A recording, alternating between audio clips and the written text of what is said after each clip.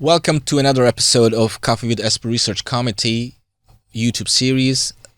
Today I have Anka Nieuwhof-Leppink from Utrecht, Netherlands, as my guest here. Welcome, Anka. Thank you very much for inviting me and to be here. Thank you.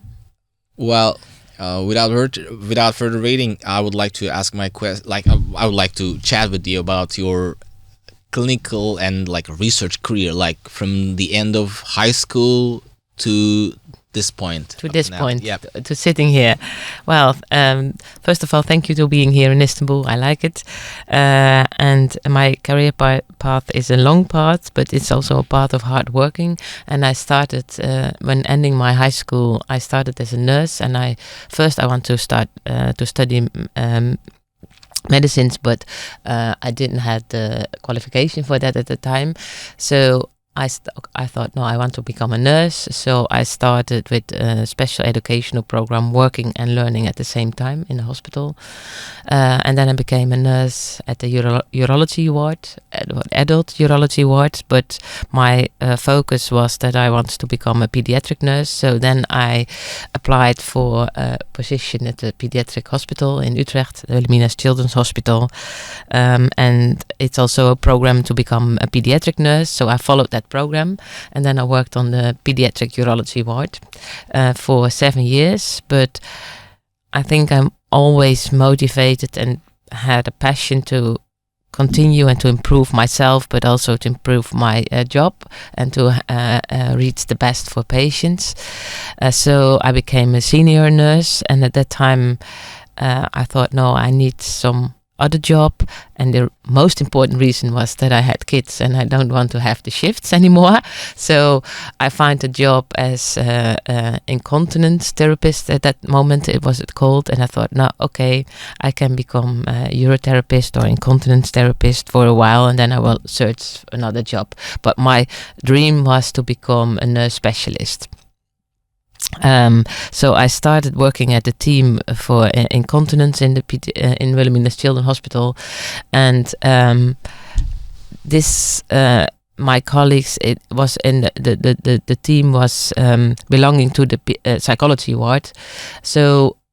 And we are treating children on behavior therapy. So, and they said, you are not a nurse anymore, you're also a therapist. And I thought, no, I'm a nurse. I want to improve and do the best for patients. But still, I become more and more interested in psychology, behavior therapy. And I got the possibility to start to continue with studying. And I started with psychology. I did my bachelor psychology. And then I finished my master clinical psychology. So, and I think this is also the start that I became interested in research, because then I got more scientific education, more interest, and also together working with one of my supervisors, he was also interested and said, maybe you can start doing some research. I thought, no, not me. I've no any idea. So it was also one of the reasons I wanted to study psychology, because then I was more educated. And it started, and it's also started to work and to develop urotherapy in the Netherlands furthermore and worldwide. But studying and learning and educate people is also come in hand with research. And there were some sayings also from the urologists. They say, well, this is the best treatment for the patients. And I thought, why is this the best treatment? Why do we have a surgery or cystoscopy and the child is not dry? So you say with a meatus correction the child is dry, but I don't see the child is dry. So this triggered me and started a question, critical questions. And I think I'm always critical and asking questions. But I think by asking questions, you want to find the answer, and this is why I start with research. Yeah, perfect. That's a very nice overview of your career and how you get into research. And as you said, asking questions is one of the most important thing, that you end up with research questions, and if you're curious enough, you follow the way that you find an answer to it. So talking about research, you have you are coming from like you are working in a pediatric urology field, but you are coming from a different perspective. Yep. So what these perspectives have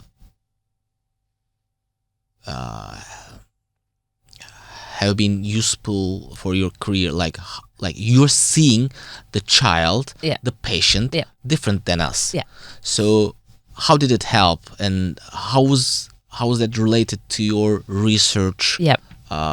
Research. I think no, we can say nursing research, or what else? What's the importance of nursing research? Because as medical research, you are more focusing on treatment and diagnosis, and I think what I also intend with my research is that I want to improve quality of life, and that behavioral elements, social aspects of the care is important to investigate and to improve our protocols and to improve the care. So I think the focus of my type of research is not only treatment success, but also how can we improve our treatment in the way that we look really holistic, so that we see the whole child and the whole family. So also the psychosocial aspects. Yeah, absolutely. That's one thing all clinicians should be aware of when treating either adults or children. So that's why that they should be aware of, but it's difficult. Absolutely. So coming to difficulties, well, there are some, what should I say, obstacles or problems or things that we encounter when doing research, or like how could we, what are those in your hand, and how do you overcome those? Well, when I'm teaching also the nurses, and I always say start with reading literature, because people think, oh, I do know, I know exactly what to do, but and also they think we have the truth. But first of all, you have to start to do literature, so why I'm doing the things, and this is the first barrier, that you must be interested in start reading. And especially for nurses, most of the nurses in many countries, their English is not that quite well, so there's a barrier to start reading literature. But I think you must understand where we are from and what's already investigated. That's the personal barrier. And the second barrier is finding time. And it's also depending on your department or hospital that you get the time. And then with time, it's connected with money. So you need time and money to investigate. But I did my PhD program. I didn't told that yet, but I did my whole PhD program in my own time.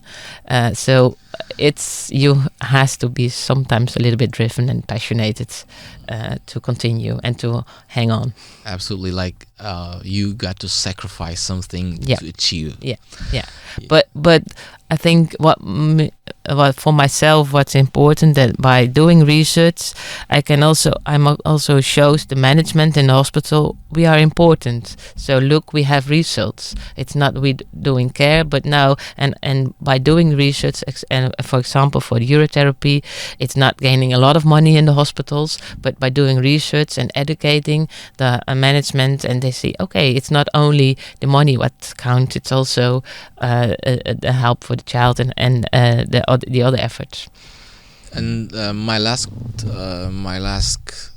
question would be, for those who would like to build up a urotherapy unit, what do they need, and how can they do it in real life?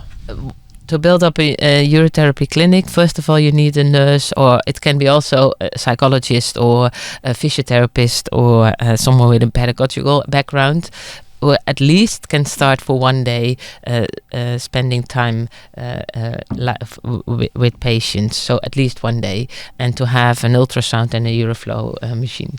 This is the most important to start. And the second thing is that you send as a doctor patients with incontinence problems to the urotherapist, and not do it by yourself. And also time, because they are cheaper and we can spend much more time with patients. So at least one day. Okay, so like do you need any additional team members, or like you should be under a pediatric urology department, or you could do it? You can do it on. No, you cannot. I think it's impossible to do it on your own. You need a team because urotherapy is multidisciplinary because of the psychological aspects and also the nursing aspects and medical aspects. With one person, if the person is educated and understand also the psychological aspects and the physiotherapy aspects, can do it by urotherapy and a doctor, and it could be also a pediatrician or nephrologist or an urologist. Yeah. I mean, we can understand that it's like a multidisciplinary approach, and you need to have a team. Yeah. To have the best results on it. We come to the end of our YouTube episode for Coffee with ESPU Research Committee. I would like to thank Anka for her insights on her aspect of research, and thank you for your honest replies. Thank you very much. It's a good initiative, and I like it to have coffee and to talk about research, whilst it's always a difficult topic and interesting, and you're never ending to talk about it. Yeah, absolutely. Thank you for inviting me and asking me the questions. So looking forward to see in our next episode. Bye.